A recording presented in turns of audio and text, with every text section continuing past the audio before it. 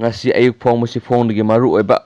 content khara khatang lakhotjaraga mayamda share tawjage NPP ne BJP tanaramdana wangoi de mire puthokani laukthokre Kornat sungsinariba party singna NPP bu sananingba mongda sanaba yaroi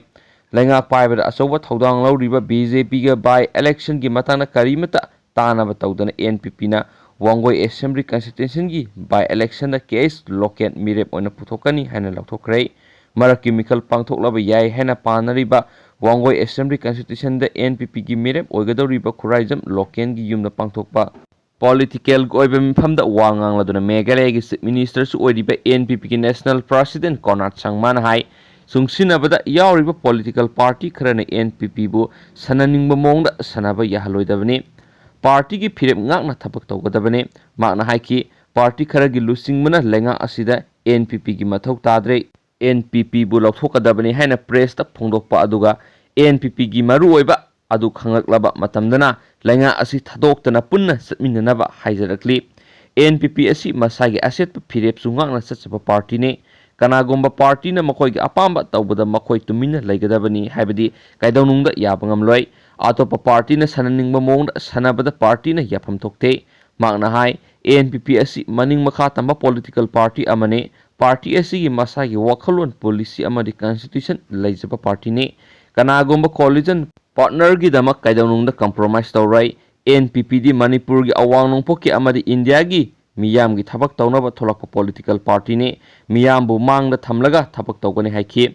atopa political party na makoi gi apambadu tawraba matungda inthokpada yahaloidabane lakadoriba by election da NPP na mikhal soidana thengnagane NPP na mai pakpa yaba sit amata compromise tawrai handaki by election asi apikpa mikhal oirabasu NPP na masi yamna maru oiba mikhal ama oina lauri maramdi mikhal asi piklabasu lakadoriba kumja inglising ani ga kungani thoigi Manipur Legislative Assembly gi mikhal gi semi final hansu pauksi asida makhatana phongdorakle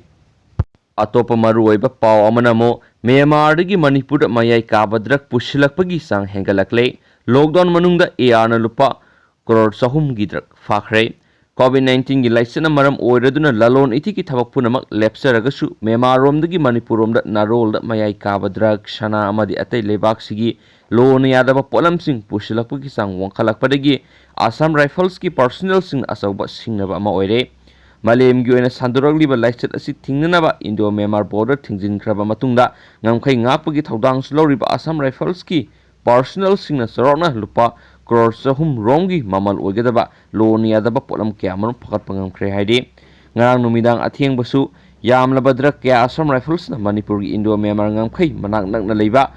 hohol hai village tagi phakat Hiramasi gi matang na Assam Rifles ki source amadagi phangbagi paw matung ina Manipur gi Indo Myanmar border da leiba More town gi kilometer khara khaktamak chatlaga leiba hohol hai village ta lone yadaba mawon international ngamkhai lana miyoi khara changthok chungsin tawre habigi paw phangbadagi Assam Rifles ki team amana thibu humbagi thabak satakhi maduda yamlaba drugs sing asi phagat pangamkhibani hairi adobo drugs sing adubo purakpa miyoi sing adudi amambagi khudong chaba lauduna Myanmar gi ngamkhairomda sensinkhre hairi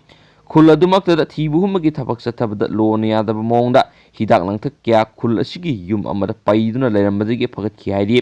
phagalaba polam sing asi more gi custom officials singda khusinakre custom officials singna phongdorakpagi matung ina hairiba polam sing adu malem gi kaithel lupa crore 2.8 romgi oigani hairi loinana thawdo asigi matangda case amasu lokhatkhre hairi marak thana mayamna khangjinbada yamna kanagadaba maru oiba pawng khutang mayamda mapalamgi oibada share tawjaraki Wuhan lab ta virus sakhibagi proof lai Dr. Lee Mengyan Chinese virologist amana anaba COVID-19 virus atu Wuhan leba government ki laboratory amada CM kibani haina phongdokre amasung maki wafam sing adu sogatpa praman phongdoknabasu wasakre Dr. Lee Mengyan asi Hong Kong School of Public Health Researcher amani hanasu Wuhan da laisa sandurakpadu lotchinana ba hotnai haina Beijing mu mana maral siki irai numita ITV da thokladuna virus adu mina sabani haiba evidence mongonda lai haki genome sequence adu human fingerprint amaga manai masida yumpham oiraga nakhoina potsingsi masak khangmangane ꯕꯥꯏꯑꯣꯂꯣꯖꯤꯒꯤ ꯂꯧꯁꯤꯡ ꯂꯩꯇ꯭ꯔꯕ ꯐꯥꯎꯕꯗ ꯅꯈꯣꯏꯅ ꯃꯁꯤꯗꯤ ꯈꯪꯕ ꯉꯝꯒꯅꯤ ꯍꯥꯏꯅ ꯃꯍꯥꯛꯄꯨ ꯕꯩꯖꯤꯡꯗ ꯃꯆꯤꯟ ꯃꯦꯟꯁꯤꯟꯅꯅꯕ ꯍꯣꯠꯅꯩ ꯍꯥꯏꯗꯨꯅ ꯆꯍꯤ ꯑꯁꯤꯒꯤ ꯑꯉꯟꯕꯗ ꯗꯣꯛꯇꯔ ꯂꯤꯅ ꯍꯣꯡꯀꯣꯡꯗꯒꯤ ꯌꯨꯑꯦꯁꯇ ꯆꯦꯜꯂꯛꯈꯤꯕꯅꯤ ꯍꯥꯏꯅꯁꯨ ꯄꯥꯎꯆꯦ ꯑꯁꯤꯅꯁꯨ ꯃꯈꯥ ꯇꯥꯅ ꯐꯣꯡꯗꯣꯔꯛꯂꯤ꯫ ꯑꯇꯣꯞꯄ ꯈꯪꯖꯤꯟꯕꯗ ꯃꯔꯨꯑꯣꯏꯕ ꯄꯥꯎ ꯑꯃꯅ ꯑꯃꯨꯛ ꯃꯤꯅꯤꯁꯇ꯭ꯔꯤꯅ ꯄꯣꯁ ꯀꯣꯚꯤꯗ ꯃꯦꯅꯦꯖꯃꯦꯟꯠ ꯄ꯭ꯔꯣꯇꯣꯀꯣꯜ ꯏꯁꯨ ꯇꯧꯈ꯭ꯔꯦ꯫ ꯄꯣꯖꯤꯇꯤꯚ ꯑꯣꯏꯕꯗꯒꯤ ꯂꯥꯌꯦꯡꯗꯨꯅ ꯐꯔꯕꯁꯤꯡꯅ ꯆꯠꯀꯗꯕ ꯄꯣꯁ ꯀꯣꯚꯤꯗ ꯃꯦꯅꯦꯖꯃꯦꯟꯠ ꯄ꯭ꯔꯣꯇꯣꯀꯣꯜ ꯉꯁꯤ ꯚꯥꯔꯠ ꯁꯔꯀꯥꯔꯒꯤ ministry of health and family welfare directorate general of health ꯁꯔꯚꯤꯁꯦꯁꯅ ꯏꯁꯨ ꯇꯧꯈ꯭ꯔꯦ꯫ ꯄ꯭ꯔꯣꯇꯣꯀꯣꯜ ꯑꯁꯤꯒꯤ ꯃꯇꯨꯡꯏꯟꯅ ꯀꯣꯚꯤꯗ-19 ꯅꯥꯕꯗꯒꯤ ꯔꯤꯀꯣꯚꯔ ꯇꯧꯔꯕ ꯄꯦꯁꯦꯟꯠꯁꯤꯡꯅ ꯍꯛꯆꯥꯡ ꯁꯣꯛꯇꯕ, ꯍꯛꯆꯥꯡ ꯁꯛꯄ, ꯂꯣꯛ ꯈꯨꯕ, ꯈꯅꯥꯎ ꯀꯪꯕ ꯑꯃꯗꯤ ꯁꯣꯔ ꯍꯣꯟꯕꯗ ꯋꯥꯕꯅꯆꯤꯡꯕ ꯁꯤꯝꯞꯇꯣꯝ ꯀꯌꯥ ꯂꯥꯛꯄ ꯌꯥꯏ꯫ ꯍꯧꯖꯤꯛ ꯐꯥꯎꯕꯒꯤ ꯑꯣꯏꯅ ꯄꯣꯁ ꯀꯣꯚꯤꯗ ꯑꯣꯏꯅ ꯆꯞ ꯆꯥꯕ evidence ꯂꯩꯇꯕꯅ ꯃꯈꯥ ꯇꯥꯅ ꯔꯤꯁꯔꯆ ꯇꯧꯕꯒꯤ ꯇꯉꯥꯏꯐꯗꯕ ꯂꯩ꯫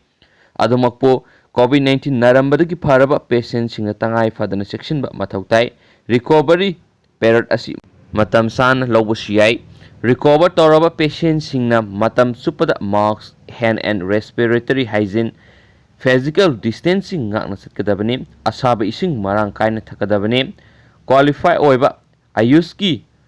ꯄ꯭ꯔꯦꯛꯇꯤꯁꯅꯔꯁꯤꯡꯒꯤ ꯑꯦꯗꯚꯥꯏꯁ ꯃꯇꯨꯡ ꯏꯟꯅ ꯏꯝꯃ꯭ꯌꯨꯟ ꯀꯟꯈꯠꯍꯟꯅꯕ ꯑꯌꯨꯁꯀꯤ ꯍꯤꯗꯥꯛ ꯆꯥꯒꯗꯕꯅꯤ꯫ ꯆꯥꯡ ꯅꯥꯏꯅ ꯌꯨꯝꯒꯤ ꯊꯕꯛ ꯇꯧꯒꯗꯕꯅꯤ꯫ ꯄ꯭ꯔꯣꯐꯦꯁꯅꯦꯜ ꯋꯥꯔꯛꯁꯤꯡ ꯃꯈꯥ ꯇꯥꯅ ꯇꯧꯒꯗꯕꯅꯤ꯫ ꯌꯣꯒꯥ, ꯄ꯭ꯔꯥꯅꯥꯌꯥꯃꯥ ꯑꯃꯁꯨꯡ ꯃꯦꯗꯤꯇꯦꯁꯟꯅꯆꯤꯡꯕꯁꯤꯡ ꯇꯧꯒꯗꯕꯅꯤ꯫ ꯐꯤꯖꯤꯁꯤꯌꯟꯁꯤꯡꯒꯤ ꯑꯦꯗꯚꯥꯏꯁ ꯃꯇꯨꯡ ꯏꯟꯅ ꯁꯣꯔ ꯍꯣꯟꯕ ꯑꯦꯛꯁꯔꯁꯥꯏꯖꯁꯤꯡ ꯄꯥꯡꯊꯣꯛꯀꯗꯕꯅꯤ꯫ ꯑꯌꯨꯛ ꯑꯃꯁꯨꯡ ꯅꯨꯃꯤꯗꯥꯡꯋꯥꯏꯔꯝꯒꯤ ꯃꯇꯝꯗ ꯍꯛꯆꯥꯡꯗ ꯍꯦꯟꯅ ꯅꯨꯡꯉꯥꯏꯒꯗꯕ ꯃꯐꯝꯁꯤꯡꯗ ꯆꯠꯀꯗꯕꯅꯤ꯫ ꯆꯥꯡ नाइना डाइट चागदबनी, निंगथीना तुम्बा अमसुंग पोथागदबनी, चुरुप अमसुंग यूनचिंगबा सिजिनरोदबनी, युमदा इसागी temperature, blood pressure, blood sugar सिंगबा टेस्ट तौगदबनी, करिगुंबा लोक कंखु खुबा अमदी खनाव कंगलबदी इसिंग असाबदा थुम हापलगा तेंगदबनी, कम्युनिटी हेल्थ वर्कर काउंसिलर सिंगदगी साइकोलॉजिकल सपोर्ट लौगदबनी, करिगुंबा दरकार लेरबदी मेंटल हेल्थ सपोर्ट सर्विस लौगदबनी, ग्रुप ओइने योगा मसु मेडिटेशन तौबदा फिजिकल डिस्टेंसिंग मेंटेन तौगदबनी, होम आइसोलेशन तौबा पेशेंट सिंगना मसादा सिम्प्टोम नसिंगबा लाक्लबदी मनाक नकपा हेल्थ फैसिलिटी दा चटकदबनी, इम्यून कंखनबगीदमक्ता आयुष की मेडिसिन अमा ओइने संगोम असाबदा याइंगंग चमच तंखाय अमा हापलगा अयुक अमसुम नुमिदांग वैरम थकदबनी, याइंगंग अमसुम थुमगा लोइनना इसिंग असाबदा खनाव तेंगदबनी, अयुक्ता चप्रागा चमच अमा असाब इसिंग नत्रगना संगोमदा हापलगा थकदबनी, मसिना पोस्ट रिकवरी पेरियड कानबा क्या पीरी हैनसु अखंगाइसिंगसिना मैम शेयर तौरौरी मैमनसु करी मोले बिबिगे हाबिदु सुजु सुजुना कमेंट खतंग थंबिरमु लोशिलक्पा मरुओइबा पाव अमना वैक्सीन गी मतांगना मैम अपडेट मचांग खतंग हापसरमगे मथंग सहीदा कोविड-19 गी वैक्सीन पुथोकलबा याय हौजिकमकी ओइना चप चाबा मतम लेप्त्रबसु मथंग सहीगी अंगनबा सरुकता कोविड-19 गी वैक्सीन अमा सोयदना पुथोकलबा याय हैना union health minister doctor Harsh Vardhan फोंदोखरे social media की खुथांगदा मियांग वारी सनाबगी थौरम जान समवात मिनिस्टर ना हाइखि मियोइबदा वैक्सीन चंगेंग तौबगी मतांगदा लेंगांगना अकन सेक्शन थौरंग लौखटली मियामना करिगम कोविड-19 की वैक्सीन दा चिंगनबा लैरबदी महाक मसामक हाना वैक्सीन अदु कापकने हाइनसु मिनिस्टर ना फोंदोखि ministry of health and family welfare ना ख्वाइदगी मथौ ताबा मियोइसिंगदी इहान हाना वैक्सीन फंगननबा थौरंग लौखटकनि हाइना फोंदोखरबनी इंडिया ना हौजिक coalition for epidemic preparedness innovation CEPI के खुसमनदुना वैक्सीन की मतंगदा अखनबा थौरंग क्या लौखटली Indian council of medical research ICMR नसु भारत